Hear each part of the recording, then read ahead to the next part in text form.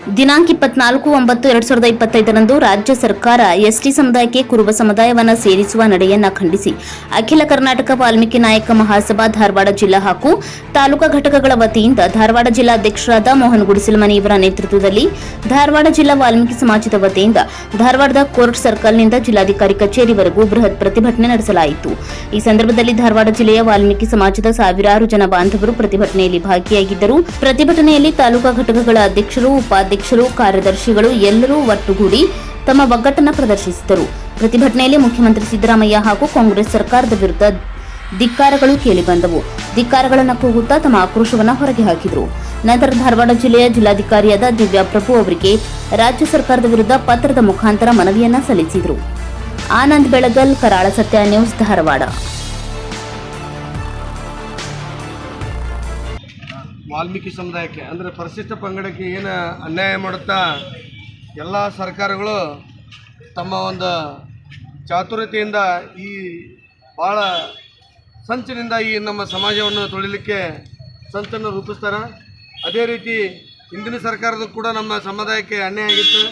ಇವತ್ತು ಆ ಸರ್ಕಾರ ಅನ್ಯಾಯ ಮಾಡುತ್ತೆ ಅಂತೇಳಿ ನಾವೆಲ್ಲರೂ ಕೂಡ ಕೂಡಿ ಸಿದ್ದರಾಮಯ್ಯ ಸರ್ಕಾರ ಬರಲಿ, ರಾಜ್ಯದೊಳಗೆ ಒಂದು ಒಳ್ಳೆಯ ಆಡಳಿತ ಕೊಡಲಿ ಅಂತ ತಿಳ್ಕೊಂಡು ನಾವೆಲ್ಲರ ಮತಗಳ ಮುಖಾಂತರ ನಾವು ಸಿದ್ದರಾಮಯ್ಯ ಅವರಿಗೆ ಅಧಿಕಾರವನ್ನು ಕೊಡೋದ್ರೊಳಗೆ ಪ್ರಮುಖ ಪಾತ್ರ ವಹಿಸಿದ್ದು ನಮ್ಮ ವಾಲ್ಮೀಕಿ ಸಮುದಾಯ.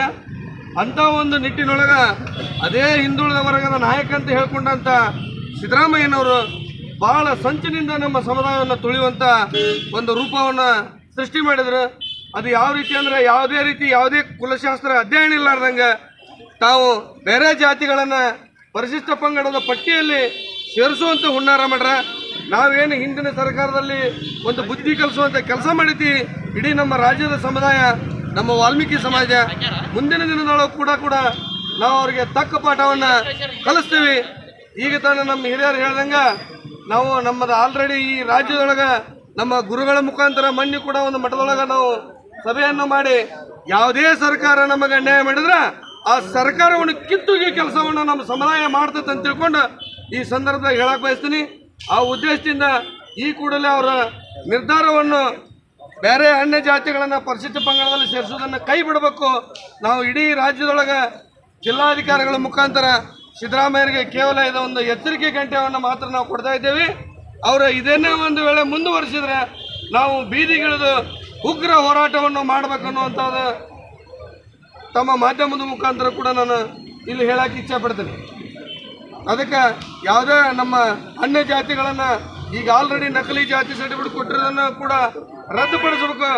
ನಮ್ಮ ಎಸ್ ಟಿ ಸಮಾಜಕ್ಕೆ ಬೇರೆ ಯಾವುದೇ ಅನ್ಯ ಜಾತಿಗಳನ್ನು ಸೇರಿಸಬಾರ್ದು.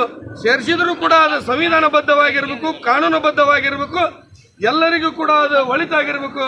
ಅಂಥವುದನ್ನು ಮಾಡಬೇಕು. ಹೊರತಾಗಿ ತಮ್ಮ ಸರ್ಕಾರ ಐತೆ ಅಂತೇಳಿ ತಾವು ಉದ್ದಾಟತನದಿಂದ ಈ ಒಂದು ಬೇರೆ ಬೇರೆ ಪಂಗಡಗಳ ಅವರು ಉನ್ನತ ಮಟ್ಟದಾಗ ಅದಾರಂದ್ರೂ ಕೂಡ ಅವ್ರನ್ನ ತೊಗೊಂಬಂದು ಎಷ್ಟಿಗಳು ಸೇರಿಸಿದ್ರೆ ನಾವು ಮತ್ತೆ ಹೇಳ್ತೀವಿ, ಸರ್ಕಾರಕ್ಕೆ ಎಚ್ಚರಿಕೆ ಮುಖಾಂತರ ಮುಂದಿನದೊಳಗೆ ಪಾಠವನ್ನು ಕಲಿಸ್ತೀವಿ.